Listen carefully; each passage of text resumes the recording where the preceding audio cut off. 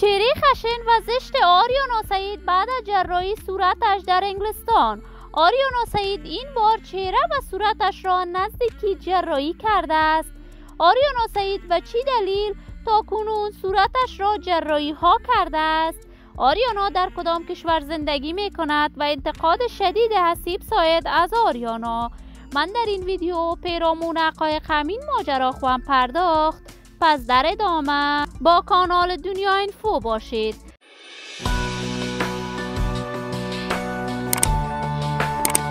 سلام و سلامتی ایام به کامتان باد. شما را خوش آمدید میگم به یکی دیگر از ویدیوهای جذاب کانال دنیا اینفو. برای دوست شدن با این کانال علامت سابسکرایب را فشار دهید تا از ویدیوهای دیگر کانال دنیا اینفو هم آگاه شوید. آریانا سعید هنرمند بی‌بدیل، سابقه دار، محبوب، مشهور و یکی از چهره‌های سرشناس در هنر موسیقی افغانستان بوده است. شهرت و محبوبیت بسزای خودش را داشته است.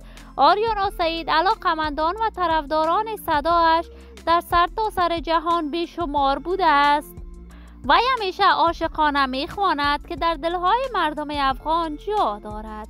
آریانا سعید در کشور انگلستان بزرگ شده است. وی تاکنون چندین بار صورتش را جراحی های مختلف کرده است.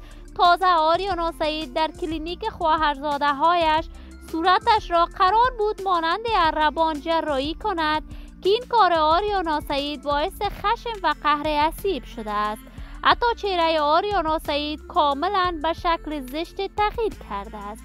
ولی آریانا در مورد این جراحی هایش تاکنون ابراز نظر نکرده است، ولی بارها بیان کرده است زندگی شخصی خودم بوده است و هر طوری که بخواهم زندگی خواهم کرد. ولی ما در انتظار نشر تازه ترین کارهای هنری از این بانوی هنرمند موفق و بی‌بدیل در هنر موسیقی افغانستان خواهیم بود. دوستان و عزیزان خوب کانال دنیا اینفو، شما هم نظریات نیکتان را در بخش کامنت با من شریک بسازید.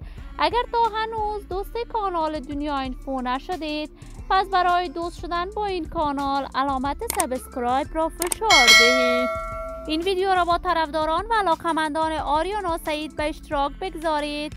تا درود دیگر تمام شما نازنینان را به الله منان سپرده موفق و کامیاب باشید.